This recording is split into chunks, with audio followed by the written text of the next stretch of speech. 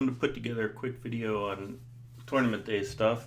I had the other videos about things you can do leading up to tournament week and registration. But let's say I'm going to use the tournament that I have upcoming this weekend, Crowfoot Joed 2020, as the example here. And this is live, so I'll just do a few things, make this really quick. But let's say you're sitting there, 8:30 in the morning, whatever, waiting for the next line, and wondering what to do. Somebody shows up, waiting for people to show up, whatever. Okay, so as I said before, in the tournament management, it pretty much worked this left to right.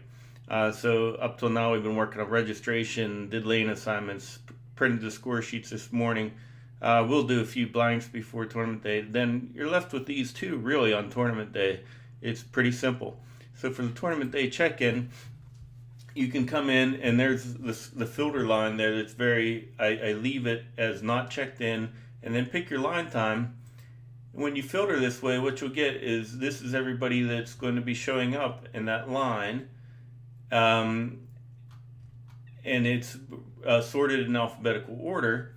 You can change the sort order here, but what this enables you to do is if you would to go in and as people show up, you can hit change them to checked in, the different statuses below the line here. Just worry about these.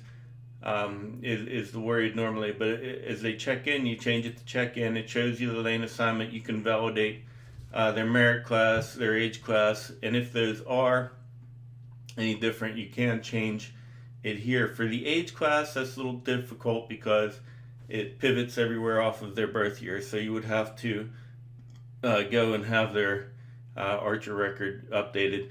If nothing else, there are a few cases where kids want to shoot. I've seen it once in a age class different. There's different ways to do it. I'm still working on a permanent solution, but one thing you can do is change the birth year to something earlier, which would put them in a higher age class. So in any case, there's also a thing here for the payment. It's really not going to choke if you don't enter anything for payment, but it's more for informational, adding things up at the end. And when you hit update registration, as you change them to checked in, since we're only showing not checked in here, this list will get smaller and smaller and smaller as you keep checking in more and more people. Another thing that can happen, and this is a real-time thing, I just got a notice that there was going to be somebody canceled. And that's the tournament's on Saturday. We're sitting here at Thursday. Their last name starts with a C. And so let's see who we got. And it was this Jackson Castile. So one thing you can do is you can come to edit check-in, change them to scratch late cancel. And the payment, I don't know if Randy's going to pay us for it or not, but I'm not sure. So when you hit update registration, you see that they disappeared because I have the sort order set to not checked in. And you could even change it to show who scratched, who did not finish, but there's only just a few people there. But that's pretty much the check-in. Now, if you go back to the tournament dashboard, let's say the 8:30 line shoots, you get everybody out, you get the score sheets, and they fill them out and have fun.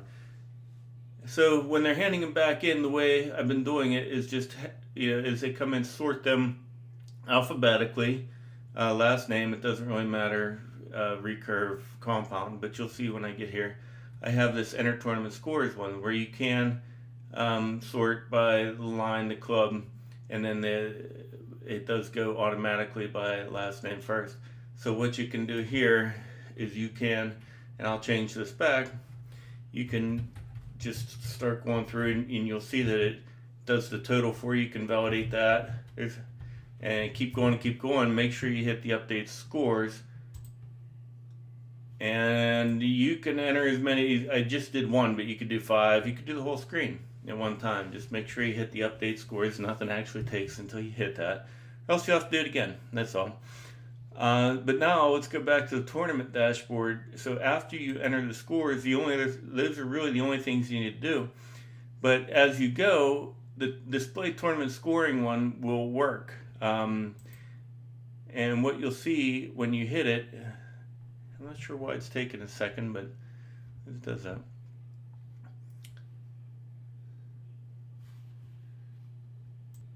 Okay, so here is the tournament scoring, and that we entered one score. So what you'll see is the age class is at the top, and now you see one happened. Age class Cub compound male, first place because nobody else has shot yet. Maybe first place in the end anyway. But below that, you'll see in alphabetical order everybody who's yet to shoot and when. Until you finish out, this kind of builds and builds and builds. See the merit classes come down below, and boom, you see we entered one score. This will fill out as you keep entering those scores until you have a complete thing. And you see the team scoring starts to build out too. We only have one score in for compound. So all that just kind of happens. So let's go back to the tournament dashboard. And let's say you enter that score by accident, and it will save your filters.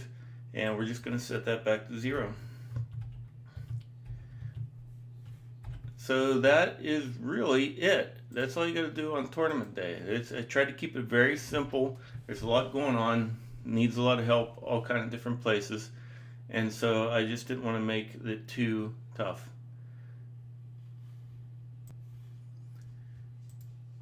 Okay, so back to the tournament dashboard. That's pretty much it. I showed you the display tournament. I'll do another segment short on wrapping up a tournament when it comes to creating a tournament report, which is the formatted thing we all like to send out, or even closing the tournament. What that'll do is apply the merits to the database, etc. All right, I hope that helps, and we'll quit it there.